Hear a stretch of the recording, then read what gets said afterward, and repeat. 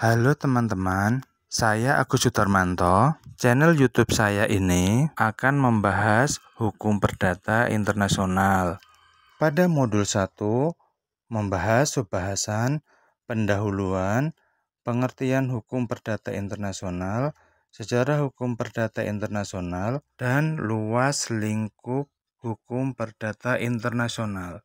Pendahuluan. Pada masa Hindia Belanda, penduduk terbagi 3 golongan, yaitu golongan Eropa, Timur Asing, dan Bumiputra. Pada masa kemerdekaan, penggolongan penduduk demi hukum berakhir. Dan saat ini, penduduk di Indonesia hanya terdiri dari warga negara Indonesia dan warga negara asing. HPI dikatakan hukum yang sulit karena tidak terdapat kata sepakat di antara para sarjana hukum dan belum semua perguruan tinggi di Indonesia mengajarkan HPI. Kata kuncinya yaitu HPI yakni hukum perdata nasional untuk masalah-masalah yang bersifat internasional. Pada pembelajaran modul 1, target bagi mahasiswa yang pertama, pentingnya HPI untuk Indonesia. Yang kedua, ketidaksepakatan mengenai istilah HPI. Yang ketiga, sifat HPI sebagai hukum nasional atau hukum internasional serta hukum perdata tetapi internasional. Yang keempat, istilah hukum antar tata hukum atau HATA. Yang kelima, definisi HPI. Yang keenam, prinsip personalitas dan prinsip teritorialitas. Yang ketujuh, teori statuta. Yang kedelapan, cita-cita unifikasi dan harmonisasi. Yang kesembilan, asas-asas HPI yang berlaku di Indonesia dewasa ini. Yang kesepuluh, luas lingkup hukum HPI. Dan yang kesebelas, sumber-sumber HPI. Subbahasan berikutnya, pengertian hukum perdata internasional.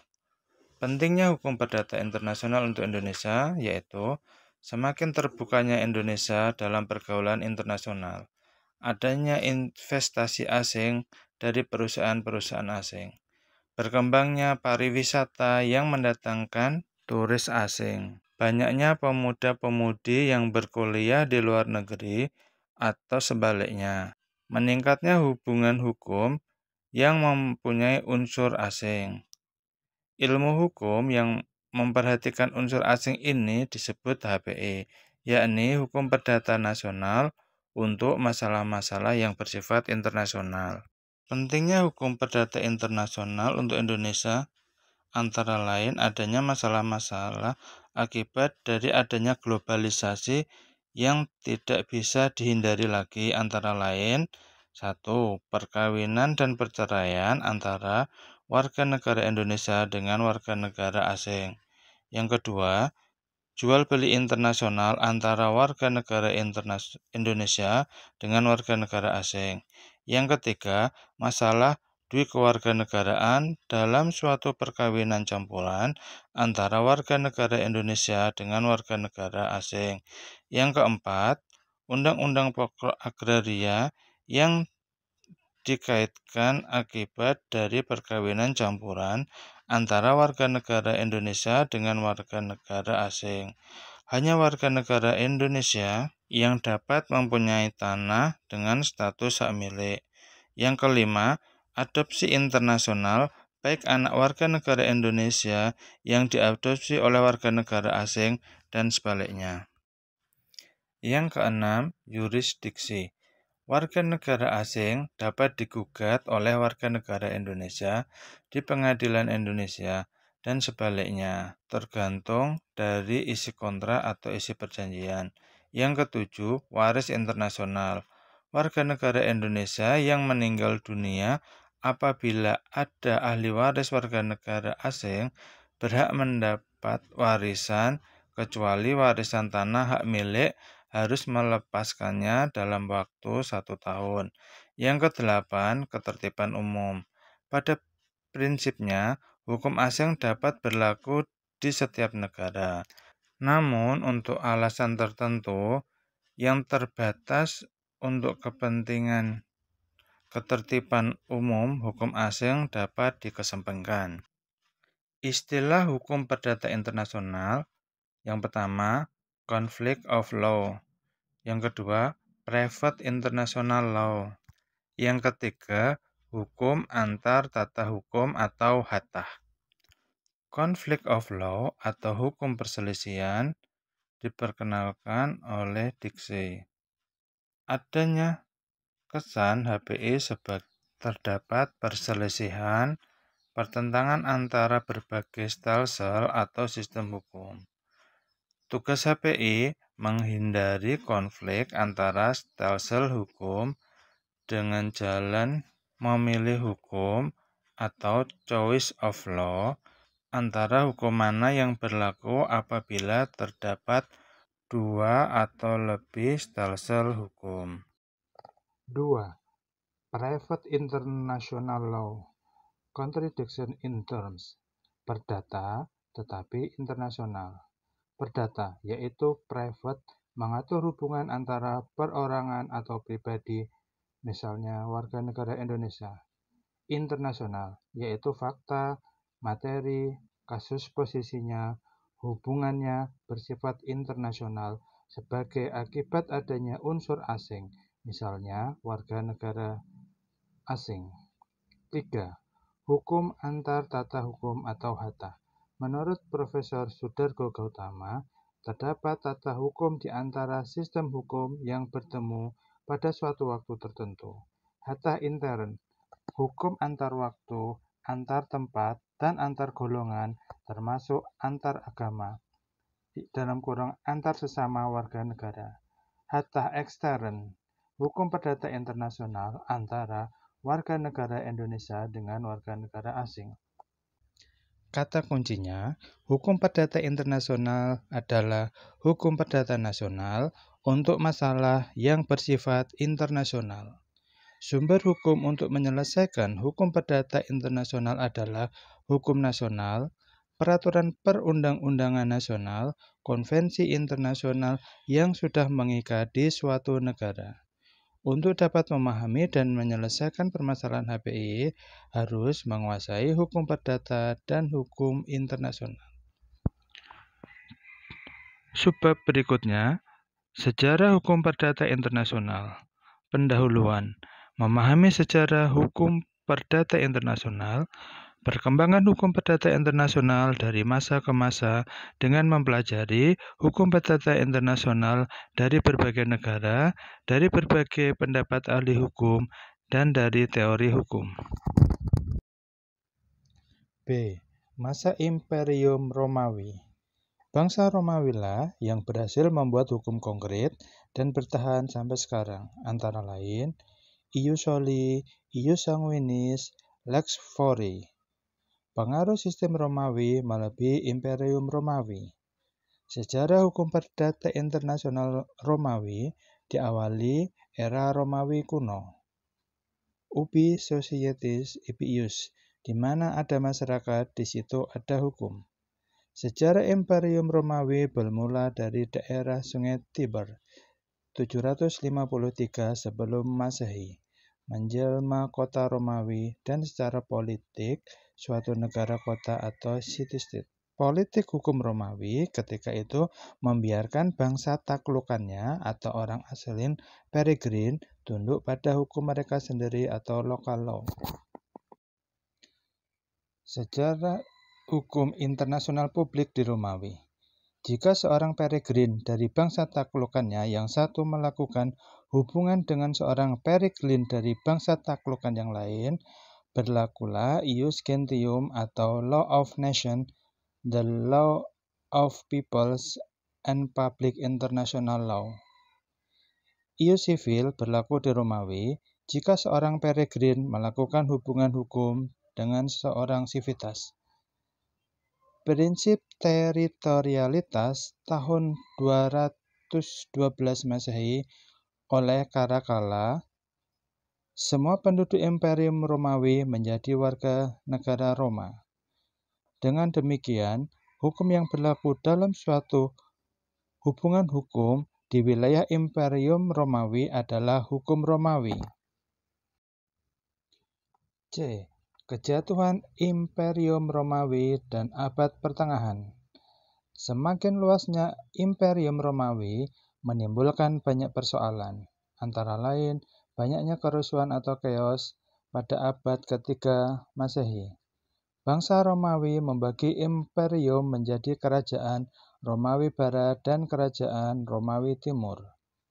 Invasi bangsa Jerman akhirnya berhasil menghancurkan kerajaan Romawi Barat dan mengambil alih wilayahnya pada penghujung abad ke-5 Masehi. Kerajaan Romawi Timur baru berakhir 1000 tahun kemudian dengan penaklukan ibu kotanya Konstantinopel oleh bangsa Turki pada tahun 1453.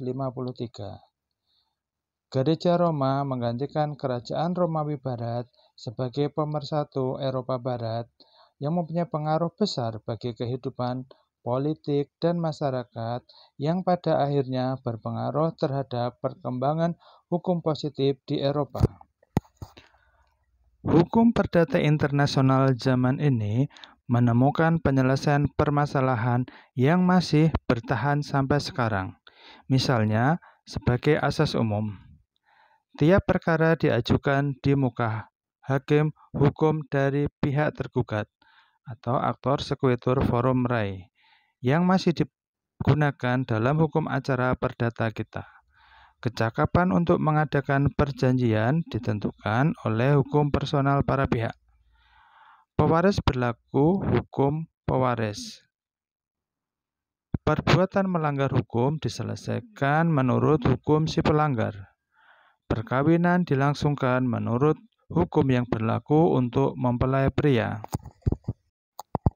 D. Masa Renaissance dan Reformasi. Masa Renaissance adalah masa ketika orang-orang di Eropa Barat kembali ke susastraan klasik dan berkembanglah kesusastraan dan kesenian baru. Ilmu pengetahuan modern mulai berkembang. Statuta adalah hukum khusus lex specialis dan ius commune adalah hukum umum atau lex generalis. Hukum Uni Eropa yaitu terhadap European Union's Regulation menjadi peraturan hukum yang berlaku secara umum di seluruh negara anggota Uni Eropa dan hukum nasional masing-masing negara anggota menjadi peraturan khusus. 1. Mazhab Italia. Abad ke-14. Bartolus Saxoferrato, guru besar Universitas in Bologna, Pisa, dan Perugia, bapak teori statuta. Karena metode statuta yang digunakannya membedakan statuta menjadi dua, yaitu statuta personalia dan statuta realia. Statuta personalia adalah status yang mempunyai lingkungan kuasa berlaku secara personal. Artinya, statuta ini berlaku bagi seorang kemanapun orang tersebut pergi. Di sini, kita segera dapat menemukan persamaan yang kentara dengan pengaturan pasal 16 AB, hukum domisili atau law of domicile dari seseorang. Keberlakuan hukum domisili dan bukan hukum kewarganegaraan kiranya jelas sebab konsep negara bangsa atau national state belumlah lahir. Statuta realia. Lingkungan kuasa berlaku secara teritorial. Hanya benda-benda yang terletak di dalam wilayah negara kota statuta yang tunduk pada statuta tersebut atau lex rei. Statuta berlaku terhadap benda, bukan orang. Persamaan pengaturan kita temukan dalam pasal 17 AB. Benda-benda yang dimaksud di sini adalah benda yang tidak bergerak saja, karena benda bergerak umumnya dianggap mengikuti status orang yang memegang atau menguasainya. Peraturan-peraturan benda-benda tak bergerak selalu ditunjukkan oleh pembuat statuta terhadap benda yang bersangkutan dan bukan orang yang menguasainya. Statutis menambah statuta mixta yang mengatur segala soal perselisihan statuta yang tidak dapat dimasukkan dalam kategori statuta personal dan statuta realia. Pengaturan tentang segi formil dari perbuatan-perbuatan hukum diperlakukan menurut tempat terjadinya perbuatan hukum tersebut. Locus regit actum. Kita mempunyai pengaturan serupa dalam ketentuan pasal 18 AB. 2. Masa Prancis abad ke-16. Corpus Juris Justinian. Pembentukan hukum kebiasaan di Perancis. Sumbangan pemikirannya tentang otonomi para pihak untuk memilih hukum yang berlaku dalam suatu kontrak atau parti otonom. Teori ini menjadikannya sebagai sarjana terkenal dalam bidang hukum perdata internasional. Menurut Dumoulin, segi teritorial dari semua ketentuan hukum. Kedaulatan teritorial inilah yang tertinggi dan semua orang yang melakukan perbuatan hukum di dalam wilayah penguasa harus menghormati ketentuan dari penguasa. Dalam pendirian ini, Lex Rei Citae tidak terbatas pada benda-benda tidak bergerak, tetapi juga mencakup benda-benda bergerak, serta segala cara memperoleh dan peralihan hak milik atas benda. 3. Masa Belanda abad ke-17. Perjanjian Westphalia berkembang konsep negara bangsa atau nation state, ilmu politik, ilmu negara, ilmu hukum internasional, ataupun ilmu hukum perdata internasional.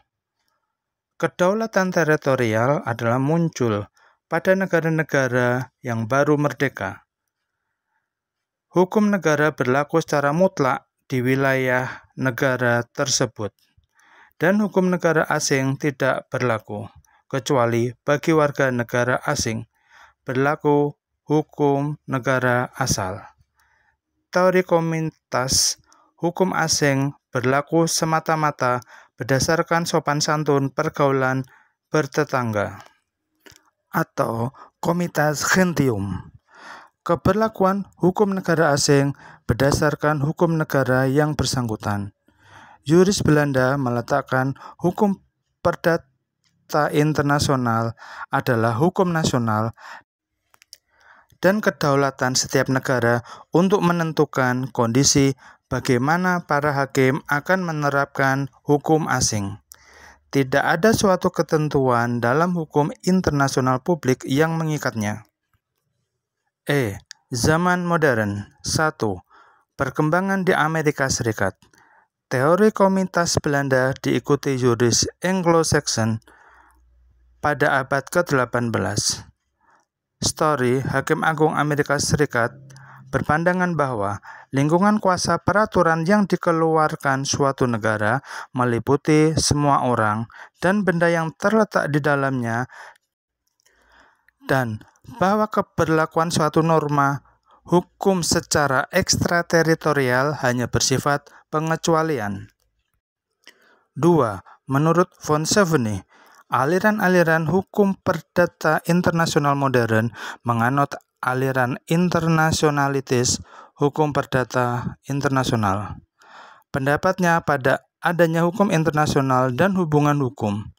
Dalam setiap sengketa, hakim wajib memastikan wilayah akibat suatu perbuatan mempunyai tempat duduk atau siege, yakni wilayah ketika kasus tersebut mempunyai hubungan hukum utama.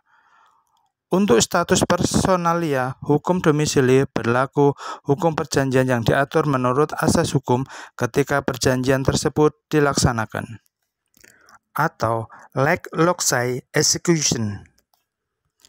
3. Menurut Mancini, setiap individu terikat pada negara nasionalnya dan lex origin menggantikan lex domicili sebagai hukum yang berlaku untuk status personalia.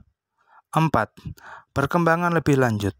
Para sarjana tidak selalu sependapat tentang hukum yang berlaku dan apa yang menjadi dasar keberlakuan hukum tersebut. 5. Perkembangan di Indonesia.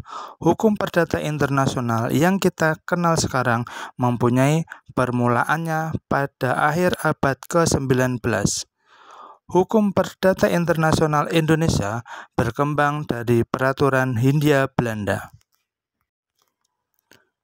Tokohnya R.D. Kolowen, Sudargo Gautama, Intergentiure, hukum antar golongan, yang juga mencakup hukum perdata internasional, mengembangkan hatah ekstern dan hatah intern di Indonesia pada tahun 1983, memimpin penyusunan rancangan undang-undang hukum perdata internasional.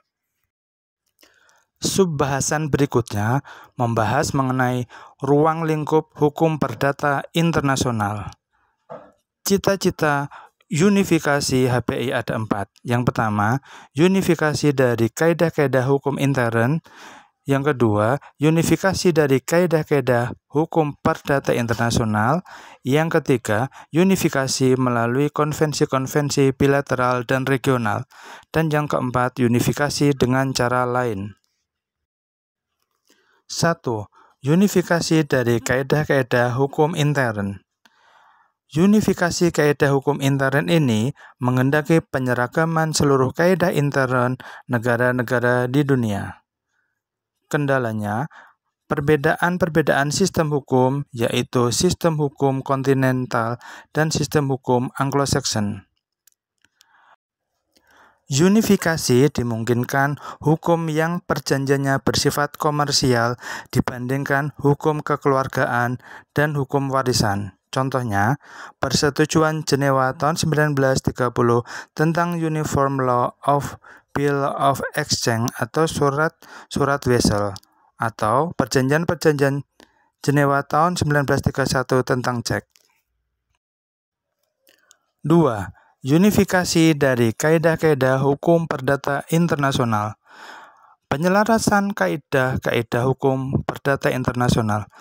Contoh bentuk unifikasi kaidah-kaidah hukum perdata internasional sebagai berikut. A. Konvensi Den Haag tahun 1902 tentang perwalian anak-anak yang belum dewasa. B. Konvensi Den Haag tahun 1905 tentang akibat-akibat perkawinan. C. Konvensi Den Haag tahun 1905 tentang hukum acara perdata. C. Konvensi Jenewa tahun 1923 dan 1927 tentang klausula-klausula arbitrase dan eksekusi dari keputusan arbitrase asing. 3. Unifikasi melalui konvensi-konvensi bilateral dan regional. Untuk memperkecil persoalan-persoalan hukum perdata internasional dengan cara konvensi-konvensi secara regional, ini lebih mudah dicapai. Contohnya, Konvensi Antar Negara Skandinavia tahun 1929 sampai dengan 1933, terdiri dari negara Swedia, Norwegia, Finlandia, dan Islandia, mengatur unifikasi di bidang hukum perdata internasional mengenai perkawinan, adopsi, dan perwalian. 3. Unifikasi dengan cara lain. A. Usaha-usaha aktif yang dilakukan oleh Institute for the Unification of Private Law, salah satunya melalui rancangan persetujuan jual-beli internasional tahun 1951 dan 1956. B. Konferensi-konferensi Jenewa tahun 1930 sampai dengan 1931 yang digagas oleh Vauquebon, yang membahas masalah-masalah hukum perdata internasional mengenai domisili, bipartite, dan apartheid. C. Pembentukan International Chamber of Commerce dan International Maritime Committee. B. Aneka ragam pandangan tentang luas bidang hukum perdata internasional, yaitu ada 4. Yang pertama, Pandangan yang tersempit hukum perdata internasional terkait choice of law yang dianut oleh Jerman dan Belanda. Yang kedua, pandangan yang lebih luas hukum perdata internasional tidak hanya choice of law, tetapi tentang kompetensi hakim dalam peristiwa persoalan hukum perdata internasional atau choice of jurisdiction yang dianut oleh sistem Anglo-Saxon terutama Inggris. 3. Pandangan yang lebih luas lagi, meliputi persoalan-persoalan hukum yang harus dipergunakan dan kompetensi hakim dalam peristiwa hukum perdata internasional. Masalah-masalah tentang status orang asing pun dianggap termasuk pula dalam luas bidang hukum perdata internasional. Pandangan ini banyak dianut oleh negara-negara Latin, seperti Italia, Spanyol, dan negara-negara di Amerika Selatan. 4. Pandangan yang terluas, yaitu luas lingkup bidang hukum perdata internasional meliputi persoalan hukum yang harus dipergunakan, kompetensi hakim terhadap persoalan hukum perdata internasional, serta masalah-masalah tentang status orang asing dan persoalan-persoalan tentang cara memperoleh dan kehilangan kewarganegaraan. Pandangan ini dianut oleh negara Perancis. Hukum perdata internasional di Indonesia menganut pandangan yang keempat, yaitu bidang hukum perdata internasional meliputi persoalan-persoalan hukum yang harus dipergunakan, kompetensi hakim terhadap persoalan hukum perdata internasional, masalah-masalah tentang status orang asing, serta persoalan-persoalan tentang cara memperoleh dan kehilangan kewarganegaraan. C. Sumber-sumber hukum perdata internasional. Sumber hukum perdata internasional adalah sama dengan sumber hukum perdata nasional. Sumber utama hukum perdata internasional adalah perundang-undangan, hukum kebiasaan, dan jurisprudensi dapat pula dijadikan sebagai sumber hukum perdata internasional. Tidak setiap negara di dunia ini memiliki peraturan perundang-undangan mengenai hukum perdata internasional. Negara-negara yang telah memiliki peraturan-peraturan hukum perdata internasional antara lain Perancis, Jerman, Brasil, Yunani, dan Thailand. Negara-negara yang tidak memiliki peraturan hukum perdata internasional yaitu Inggris, Amerika Serikat, dan negara Skandinavia. Terima kasih. Jangan lupa like, share, dan tekan tombol lonceng. Semoga bermanfaat.